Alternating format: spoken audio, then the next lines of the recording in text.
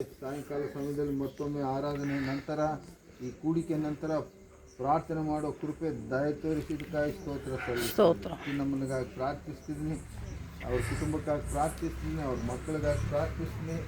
ದೇವ, ಇವರಷ್ಟೇ ಇಲ್ಲ, ಈ ಊರಿನಲ್ಲಿರುವಂಥ ಎಲ್ಲ ನಿನ್ನ ಮಕ್ಕಳ ಕುಟುಂಬಗಳನ್ನು ಗೊತ್ತಿಸ್ಕೊಡ್ತಾರೆ, ಅವರೆಲ್ಲರಿಗಾಗಿ ಪ್ರಾರ್ಥಿಸ್ತೀನಿ. ವಿಶೇಷವಾಗಿ ಚಿನ್ನಮ್ಮನಿಗಾಗಿ ಪ್ರಾರ್ಥಿಸ್ತೀನಪ್ಪ.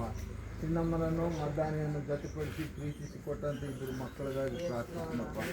ಆ ಕುಟುಂಬದಲ್ಲಿ ನಿನ್ನ ಯಜಮಾನನಾಗಿರು, ಒಡೆಯನಾಗಿರು, ರಕ್ಷಕನಾಗಿರು ಅಪ್ಪ, ಕಾಯುವ ದೇವರಾಗಿರು, ಕಾಪಾಡುವ ದೇವರಾಗಿದ್ದಕ್ಕಾಗಿ ಸ್ತೋತ್ರ ಸಲ್ಲಿಸ್ತಾ ಇದ್ದೀವಿ.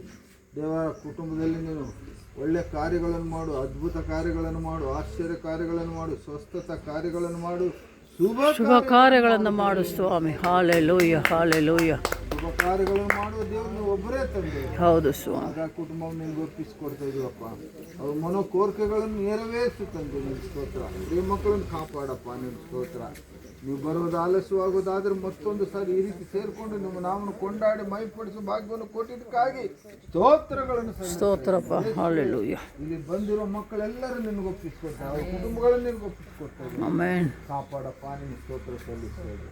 ನಜರೇತಿನ ಯೇಸುವಿನ ನಾಮದಲ್ಲಿ ಪ್ರಾರ್ಥಿಸಿ ಬೇಡುವುದಿದೆ ನಮ್ಮ ಪರಲೋಕದ ತಂದೆ. Amen. Amen. Praise lord. Praise lord. ಎಲ್ಲರಿಗೆ ಪ್ರೈಸ್ ಲಾರ್ಡ್. ದೇವರೆಲ್ಲರನ್ನು ಆಶೀರ್ವದಿಸಲಿ.